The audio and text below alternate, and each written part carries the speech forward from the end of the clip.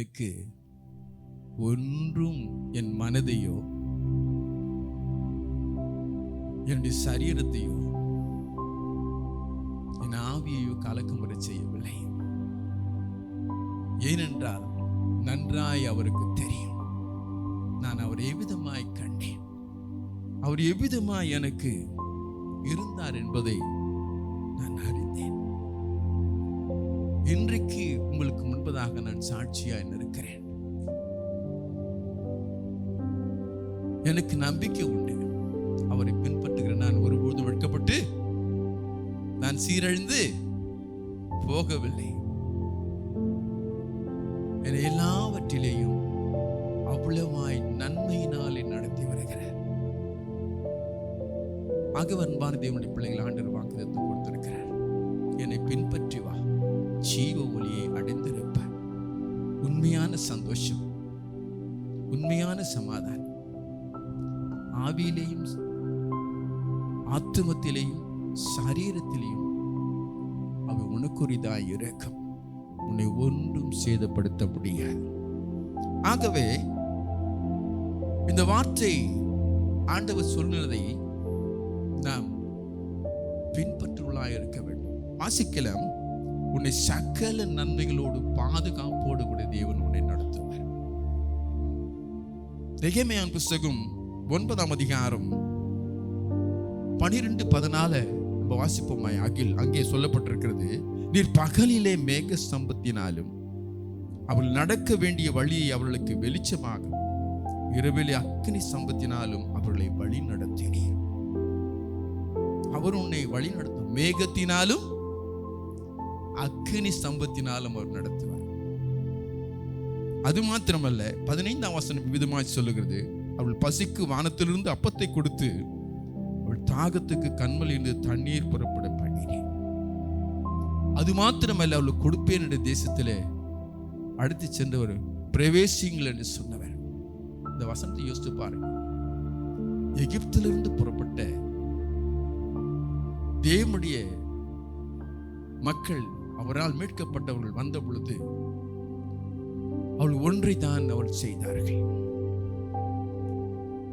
அது என்ன? 4000 ஆண்டுகளுக்கு முன்பதாக தேவன் அவளை எவ்விதமாய் வழி நடத்தினார் என்பதை நாம் அறிந்து கொள்வோமே ஆகில், இன்றைக்கு நம்மை வழி நடத்த வல்லவராய் இருக்கிறவர் தான் இதை சொல்லுகிறார் என்பதை புரிந்து கொள்ள முடியும். இஸ்ரவேல் மக்களை கர்த்தர் அவ்வளவாய் கண்ணும் கருத்துமாய் அவர்களை வழி நடத்தினார், பாதுகாத்தார். சத்துருடைய சகல வஞ்சகமான காரியங்களை அழிக்க நினைத்த ஒவ்வொன்றிலையும் அவர்களை விட்டுவிடாதபடிக்கு பாதுகாப்பாய் நடத்தினார். மல்கியாவின் புஸ்தகம் 3ஆம் அதிகாரம் 6ஆம் வசனத்தில் விதமாய் சொல்லுகிறார், நான் கர்த்தர், நான் மாறாதவர் என்றவர் சொல்லுகிறதை பார்க்கிறோம். அவர்தான் சொல்லுவார், நான் உனக்கு சகாயம் செய்கிறவர், உன்னை நேர்த்தியாய் வழி நடத்துவேன், கலங்காதே. என்ன நடக்க போகிறதோ என்று புரியாதே. முன்பன் தெரியாத இடத்துல மாட்டிக்கொண்டேனே என்று நினைக்காதே. ஏன் எனக்கு இந்த சோதனை என்று நீ புலம்பாதே. துக்கத்தினாலே உன்னை வரித்துக் கொள்ளாதே. உன்னை நான் நேர்த்தியாய் பாதுகாப்பாய் சகல நன்மைகளோடு உடன் வழி நடத்துவேன். இஸ்ரவேல் மக்களை கர்த்தர் அவ்வளவாய் கண்ணும் கருத்துமாய் அவர்களை வழி நடத்தினார், பாதுகாத்தார். சத்துருடைய சகல வஞ்சகமான காரியங்களை அழிக்க நினைத்த ஒவ்வொன்றிலையும் அவர்களை விட்டுவிடாதபடிக்கு பாதுகாப்பாய் நடத்தினார். மல்கியாவின் புஸ்தகம் 3ஆம் அதிகாரம் 6ஆம் வசனத்தில் விதமாய் சொல்லுகிறார், நான் கர்த்தர், நான் மாறாதவர் என்றவர் சொல்லுகிறதை பார்க்கிறோம். அவர்தான் சொல்லுவார், நான் உனக்கு சகாயம் செய்கிறவர், உன்னை நேர்த்தியாய் வழி நடத்துவேன், கலங்காதே. என்ன நடக்க போகிறதோ என்று புரியாதே. முன்பன் தெரியாத இடத்துல மாட்டிக்கொண்டேனே என்று நினைக்காதே. ஏன் எனக்கு இந்த சோதனை என்று நீ புலம்பாதே. துக்கத்தினாலே உன்னை வரித்துக் கொள்ளாதே. உன்னை நான் நேர்த்தியாய் பாதுகாப்பாய் சகல நன்மைகளோடு கூட வழி நடத்துவேன். அவர்கள் செய்ய வேண்டியதெல்லாம் ஒன்றே ஒன்றாக இருந்தது. வெளியே வந்துட்டாங்க. ஆண்டவர் அவங்களை வழிநடத்தத்தக்கதாய் அடைச்சு செங்கடலையும் தாண்டி வந்துட்டாங்க. எதை பின்பற்றணும்னு சொன்னார் அவரு அவங்களுக்கு? மேக ஸ்தம்பம் அவங்களுக்கு என்ன பண்ணும்? காணப்படும். ஆசரிப்பு கூடாரத்தின் வாசல் மேல் என்ன இருக்கும்?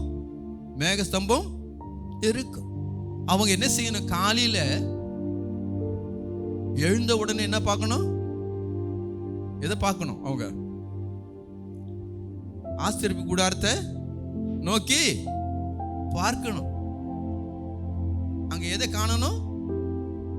மேக ஸ்தம்பம். அந்த மேக ஸ்தம்பம் புறப்பட்டுச்சுன்னா அவங்க என்ன பண்ணி ஆகணும்? அவங்களும் அந்த மேகஸ்தம்பத்தினால போகணும். எதை பின் தொடர்ந்தாங்க? மேகஸ்தம்பத்தை பின் தொடர்ந்தார்கள்.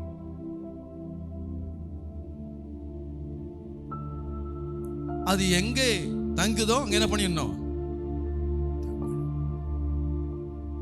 அதனுடைய வழிகாட்டுதல் படியே தான் அவங்க சென்றாங்க. என்ற கருமையான தேவனுடைய பிள்ளைகளாக இருக்கிறேன் நான். ஆண்டவர் நம்மை எங்கே வைத்திருக்கிறாரோ அங்கே தான் என்ன பண்ணணும்? இருக்கணும். எவ்விதமாய் உன்னை நடத்துகிறாரோ அவ்விதமாய் பின்பதாகவே போகணும். இஸ்ரவேல் மக்கள் அதிகாலையில எழுந்த உடனே கண்ணை முழிச்ச உடனே பார்ப்பாங்க, மேகம் இருக்குதா? மேகம் இருக்குதா? இருக்குது. இல்ல எப்படி ஏதோ போகுது பொறுப்பிட்டாங்க. அடுத்தபடியா அவங்க செய்தது என்ன தெரியுமா? காலையில் அந்த மேகத்தை பார்த்து தங்கி இருக்கும் பொழுது அவங்களுக்கு ஆகாரத்துக்காக தேவன் கொடுத்த மன்னாவை காலையில் என்ன பண்ணணும்? போய் சேகரிக்கணும். எப்ப தேடணும் மன்னாவை? காலையில. இல்ல என் இஷ்டத்துக்கு போய் தேடுவேன் அப்படின்னு போனா அங்க என்ன இருக்காது? அங்க மன்னா இருக்காது. இது ஒரு ஆவிக்குரிய மிகப்பெரியதான தெய்வ பிள்ளைகளுக்கு கர்த்தர் கொடுக்கிறார். அதிகாலையில யாரை நோக்கி பார்க்கணும்? ஆனா நம்ம காலையில எழுந்த உடனே அம்மா என்னது எழுந்துட்டேன் அர்த்தம் என்ன? என்னது? சத்தமா சொல்லுங்க.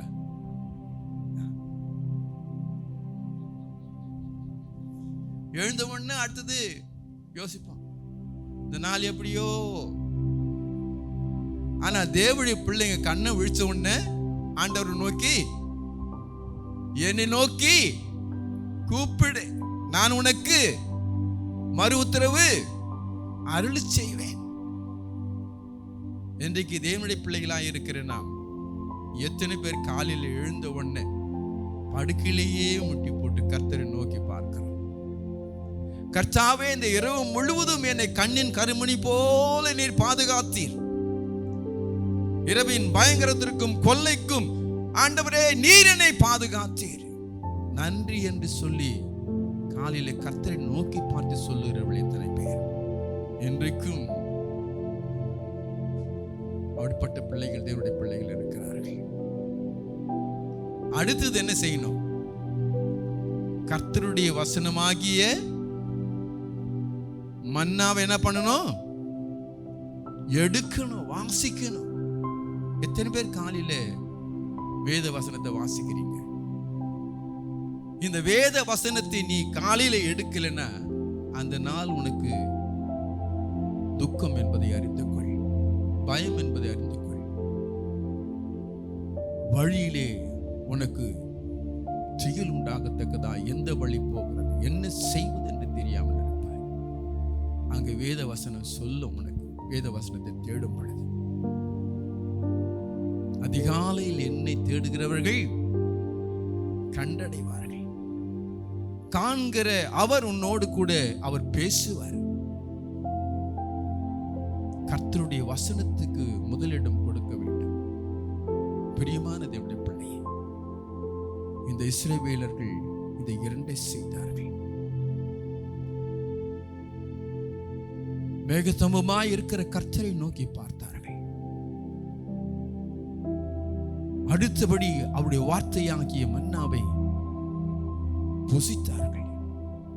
இன்றைக்கு ஆத்துமாவிலே கலக்கங்கள் ஏன், திகில் ஏன் என்ற கேள்விக்கு ஒரு பதில், உன் ஆத்துமாவை வசனத்தினால் மாத்திரமே அதை போஷிக்க முடியும்.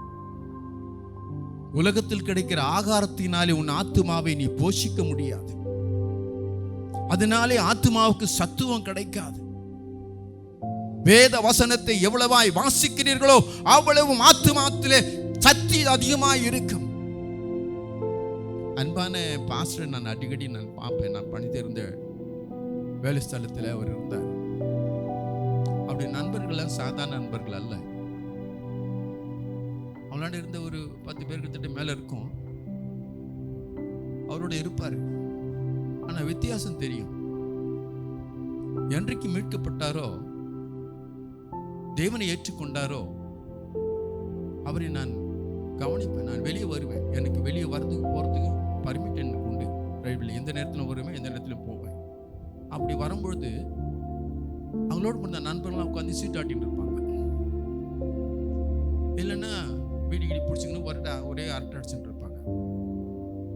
அங்கே இருக்க மாட்டார் இவர். நான் தள்ளி கொஞ்சம் நடந்து வரும் பார்த்தா ஒரு மரத்தடியில் உட்காந்துக்கின்னு பைபிள் படிச்சுட்டு இருப்பார். வேத வசனத்தை தேடினதான ஒரு மனுஷன். நான் அவரை பார்க்கும் போதெல்லாம் எனக்கு அவ்வளோ சந்தோஷம் இருக்காங்க. உச்சி வெயிலாக இருக்கலாம், ஒரு சாயங்காலமாக இருக்கலாம், இல்லை காலையில். அவருக்கு வேலை இருக்கும்போது மட்டும்தான் எல்லாம் ஒன்றா போவான். இந்த வேலை வரலன்னா அவங்க போய் செய்ய மாட்டாங்க. அவங்க பாட்டுன்னு அவங்க வேலையை பண்ணிட்டு இருப்பாங்க. ஆனால் ஃபஸ்ட் எசேக்கியேல் அவருங்க என்ன பண்ணுவாங்க, அந்த ஆளுக்குள்ள பேஜத்தை படிச்சுட்டு இருப்பாங்க. அதனால தான் இன்னைக்கு கூட பார்த்தீங்களா சொன்னு டக்குன்னு வசனத்தை எடுப்பார். நான் அளவற்ற சந்தோஷம் அவர் மேலே. வசனத்தை அவர் இருத்தி வைத்திருக்கிறார். வசனம் ஒரு மனுஷனுக்குள்ளே இருக்குமானால் அந்த ஆத்துமா பலமுள்ளதாக இருக்கும். அந்த ஆத்துமா சோர்ந்து போகாது. அந்த வசனம் அவர்களை வழிநடத்தும். பெரியமான தேவனுடைய பிள்ளைகளாக இருக்கிறேன் நான். அந்த வசனத்தின் மூலமாகத்தான் சத்திய ஆவியானவரும் பேசுவார். யோவான் எழுதிய சுவிசேஷம் 16ஆம் அதிகாரம் 13ஆம் வசனத்தில் விதமாய் சொல்லுகிறது, சத்திய ஆவியானவர் வரும் பொழுது சகல சத்தியத்திற்குள்ள உங்களை நடத்துவார். சத்தியம் உங்களை விடுதலையாக்கும். உங்களுக்கு வந்தது ஐயா ஆத்துமாவில் வரும். உடனே வசனம் உள்ள இருந்து வெளியே வரும். வந்த உடனே அந்த சோர்வு, பலவீனம், பயம் ஒன்றும் இருக்காது. கழுகு சமானமாய் நிற்க ஆரம்பிச்சு. என்னுடைய ஆஃபீஸில் கேட்பாங்க, இவ்வளவு தைரியமா இருக்கிற, யாரை பத்தியும் கவலைப்பட மாட்டேன்ற. நான் ஏன் கவலைப்படணும்? எனக்குள்ள இருக்கிறவர் பெரியவர், வழி காட்டுகிறவர். இன்னும் இவ்வளவு பெரிய ஆபத்துல சிக்கிட்டு இருக்குது, அது என்ன ஒண்ணும் பண்ணாது. என் கூட ரொம்ப பயப்படுவாங்க. இந்த மாதிரி இவ்வளவு பெரிய ரிப்போர்ட் வந்துட்டு இருக்குது உங்க பேர்ல, உன்னை சஸ்பெண்ட் பண்ணிட்டு வாங்க. சஸ்பெண்ட் பண்ணிட்டு வாங்க அப்படிதான் சிரிச்சிங்கன்னு கேட்பேன். அந்த அதிகாரம் சஸ்பெண்ட் பண்ணுறதுக்கு அதிகாரம் என் தேவன் கொடுத்தா தான் அப்படின்னு சொல்லிட்டு போயின்னு இருப்பேன். என் மேல என்ன பண்ண முடியல, ஒரு நாளும் என்னை கட்ட முடியல, என்னை பனிஷ் பண்ண கூட முடியல. ஆகவே தான் உங்களுக்கு சொல்லுறேன், கர்த்தருடைய வழியிலே நீங்க பின்பற்றினீங்கன்னா எந்த சக்தியும் உங்களை ஒன்று செய்ய முடியாது. அது மாத்திரமல்ல, நான் எந்த வழியில போகணும்ன்றதை எனக்கு சொல்லிக் கொடுக்கிறது சத்திய ஆவியானவர் தான், வசனம் தான். நான் தவறு செய்கிறேன் ஒரு நினைவு பார்த்த உடனே வசனம் எச்சரிப்பு கொடுத்துரும். அந்த வசனம் வந்தாவே ரொம்ப ஜாக்கிரதையா, ஏதோ எனக்கு தவறு நடக்கிறதுக்காக சத்துரு வைத்திருக்கிற வலை இருக்கிற, தப்பித்துக் கொள்வேன். ஒரு ஆபத்து வருகிறதான வழியா இருந்தாலும் கூட இந்த வழியில போன நிற்பேன். ஆனா வேறு வழியில திரும்பிட்டு இருப்பேன். ஏன் இந்த வழியில வந்தோம் அப்படின்னு பார்த்தா, அந்த வீதியில மிகப்பெரிய ஆக்சிடென்ட்ல சிக்க வேண்டியதற்கு ஆண்டவர் அழகாய் திருப்பி இருப்பார். வழி இதுவே. ஏசாயா புஸ்தகம் 30ஆம் அதிகாரம் 21ஆம் வசனத்தை கொஞ்சம் வாசிக்கலாம். வலதுபுறமாய் சாயும் பொழுதும் இடதுபுறமாய் சாயும் பொழுதும் வழி இதுவே, இதிலே நடவுங்கள் என்று உங்களுக்கு பின்னாலே சொல்லும் உங்கள் காதுகள் கேட்கும் அந்த வார்த்தையை. எத்தனையோ முறை இந்த மாதிரி வார்த்தைகள் காதுகள் விழுந்திருக்குது. அவ்விதமா எத்தனையோ முறை நான் தப்பித்திருக்கிறேன். காரணம், கர்த்தர் எனக்கு வழிகாட்டியா இருக்கிறார், கைடர். சத்துருவானவன் நான் பாதை மாறி கேடான வழிக்கு போக வேண்டும் என்று அநேக திட்டங்கள் வைத்திருந்தாலும், இந்த வசனம் காலையிலே வாசித்தேன். அந்த வசனம், அந்த காலையிலே பேசின அந்த வார்த்தையானது என்னை சரியாய் எச்சரித்து பாதையை திருப்பி நேர்த்தியாய் திருத்தி என்னை நடத்தும். எதிர்ப்புக்கும் கலங்க மாட்டேன். தவறான பாதைக்கு போறதுக்கு முன்னாலே ஆண்டவர் எச்சரிப்பு கொடுத்துருவாரு, வேற வழியில போவேன். அநேகருக்கு தேவன் பேசி கூட சிலர் கீழ்ப்படிவதில்லை. தேவன் காட்டுகிற வழியிலே போவதில்லை, சுயமான வழியிலே போவதையே இது எங்க பரம்பரை, இதுதான் எங்க வழக்கம் என்றெல்லாம் சொல்லி தவறான பாதையிலே போய் தேவனுடைய வார்த்தையை பின்பற்றாதபடி உபத்திரத்தில் சிக்கிக் கொண்டிருக்கிற இருளாய் வாழ்கிறதான அநேக விசுவாசிகளும் உண்டு. அவர்களுக்கு தான் தேவன் விதமாய் சொல்லுகிறார், நீ என்னை பின்பற்று, உன் துக்கம் சந்தோஷமாய் என்னை பின்பற்று, உன் சஞ்சலம் உன்னை விட்டு அகன்று போக. இவன் உன்னோடு கூட பேசுகிறார், நான் உன்னை மீட்டுக் கொண்டேன் உன்னை நன்மையினாலே. பாருங்கள், அந்த வசனத்தில் வாசிக்கும் போது அவர் எவ்விதமாய் பாதுகாத்தார் என்பதை பார்க்கிற போது ஆகாரம் குறைவில்லை அவர்களுக்கு. அவ்வளவு பேர்ல ஒருத்தர் கூட பலவீனர் இல்லை. 40 ஆண்டுகள் அவர் நடந்தார், குடும்பமாய் நடந்தார்கள். தேவையான தண்ணீர் கிடைத்தது, ஆகாரம் கிடைத்தது, பலன் கிடைத்தது, பாதுகாப்பு கிடைத்தது. எப்படி அவளுக்கு இந்த பலன் வந்தது? ஆனால் வரும்போது அவள் பலவீனர்கள் தான். தேவ பலன் அவர்களுக்கு கூட வந்தது. ஹல்லேலூயா. இன்றைக்கு நீ சோர்ந்து போயிருக்கிறாயோ மகனே, மகளே, உன்னை நீ ஆராய்ந்து பார்த்து இன்றைக்கு நீ சரிப்படுத்திக் கொள். ஆண்டவரே, நீ நான் முது வழியிலேயே நான் நடப்பேன். பாருங்கள், அது மாத்திரமல்ல, உபா புஸ்தகம் 29ஆம் அதிகாரம் 5ஆம் வசனத்தை கொஞ்சம் வாசிப்பீர்களா? அதுல பெரிய ஆச்சரியம் ஒன்று இருக்கு. உங்கள் தேவன் என்று அறிந்து கொள்ளும்படிக்கு எத்தனை வருஷமா வனாந்தரத்தில் வழிநடத்தினேன், உங்கள் மேலிருந்த வஸ்திரம் பழையதாய் போகவும் இல்லை, உங்கள் காலில் இருந்த பாதரட்சைகள். கவனிச்சிங்களா? எத்தனை பேரு துணி இல்லை, ஆடை இல்லை, நடப்பதற்கு கூட மிதியடி இல்லை, வெறுங்காலில் நடந்து கொண்டு போயிருக்கிறார். இஸ்ரவேல் மக்களை எவ்விதமாய் ஆண்டவர் நடத்தினார் என்பதை பாரு.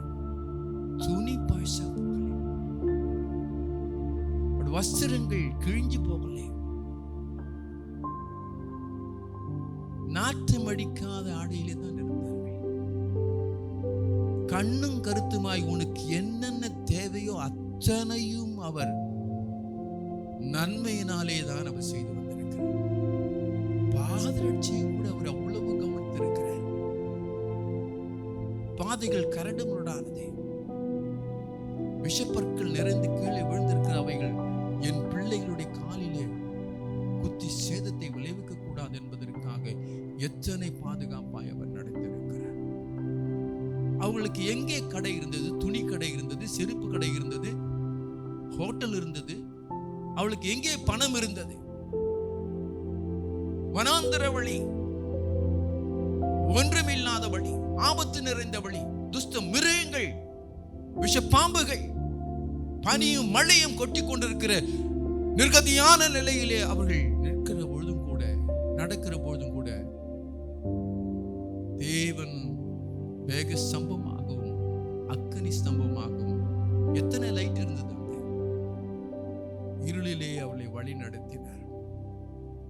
அந்த தேவன் தான் உன்னை பார்த்து சொல்கிறார், உன் உன் வாழ்க்கை இருளை போல் இருந்தாலும் கவலைப்படாது, என்னை நீ பின்பற்றி வா. நீ அதை பின்பற்றும் போது நிச்சயமாகவே நன்மை நிறைந்த ஆசீர்வாதத்தினாலே உன்னை நான் நடத்துவேன். இந்த மாதத்தில் மாத்திரமல்ல, எப்பொழுதும் நடத்துகிற தேவனாய் இருக்கிறேன். ஹல்லேலூயா.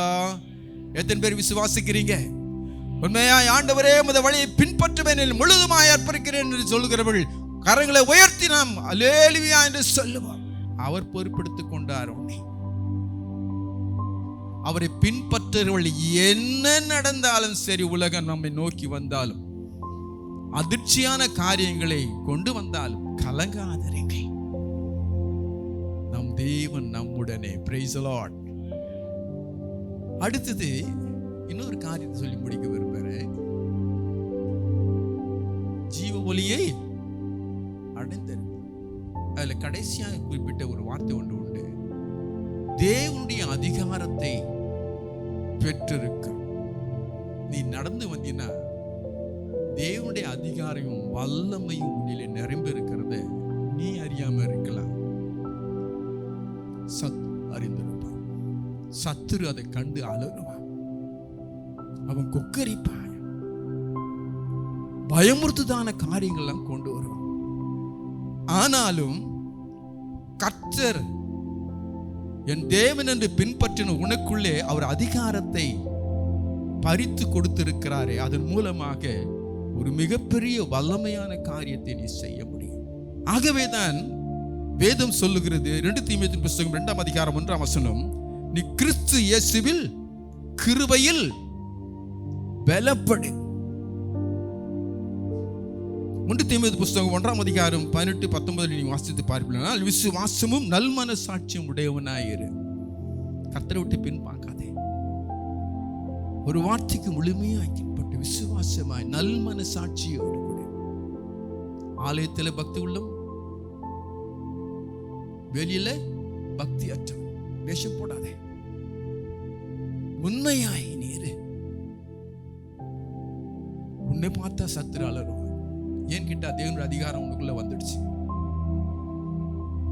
இந்த அதிகாரத்தை நீ அறியாமல் இருக்கலாம். ஆண்டவரே எனக்கு வரத்த காலம், ஆண்டவரே எனக்கு அற்புத அடையாளம் செய்யறதுக்கு எனக்கு இது பண்ணுங்க, அதை கொடுங்க, இதை கொடுங்க, எல்லாம் நீ கேட்கலாம். நீ கேட்க வேண்டிய அவசியமே இல்லை.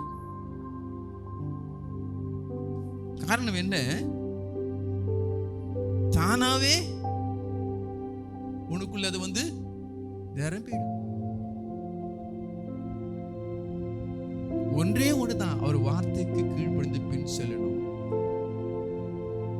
வசனமானது இருதயத்துக்குள்ள நிறைந்து இருக்கணும்.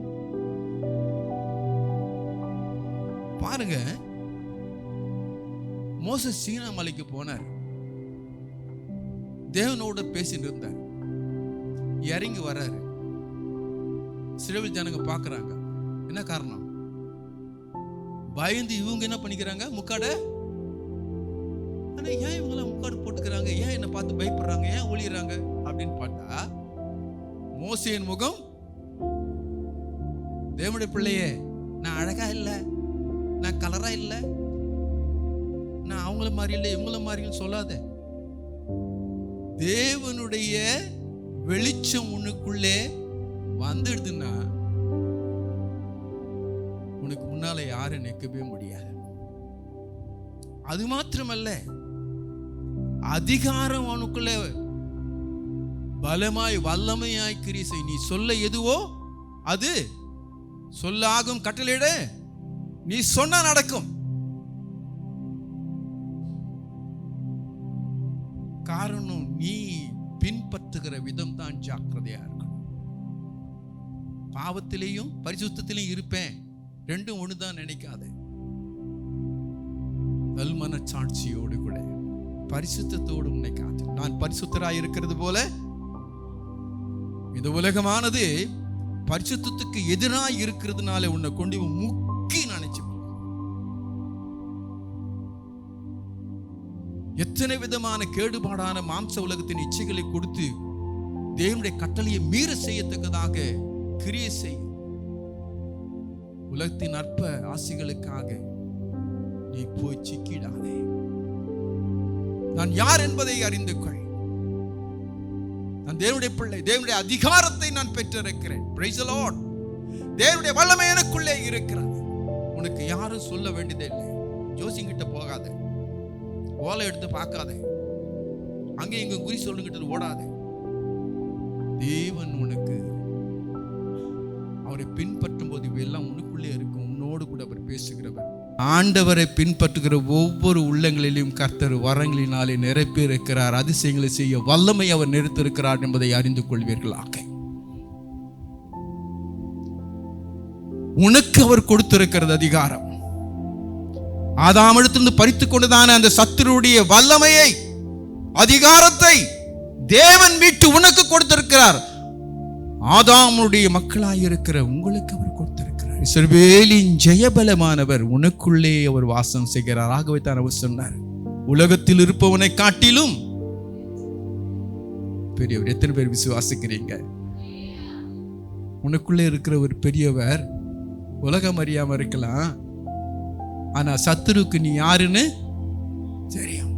அப்போஸ்தலனாகிய பவுல் போகும்போது அதே மாதிரி ஒருத்தர் காப்பி அடிச்சு போய் என்ன பண்ணாரு, பிசாசு தோட்டத்துக்கு போனாரு. அந்த பிசாசு என்ன சொல்லிச்சு, உன்னையும் அறிவேன் பவுலையும் அறிவேன்னு சொல்லிட்டு எவன் ஓட்டம் நினைச்சு வந்தானே அவனை பீறி போட்டுடுச்சான். காரணம், பவுல் தேவனுக்கு பின்பதாக அவர் நடந்தார். ஹல்லேலூயா. இன்றைக்கு நான் உங்களோடு சொல்லட்டும், எத்தனை பேர் வரங்களினாலும் தேவனுடைய கிருபையினாலும்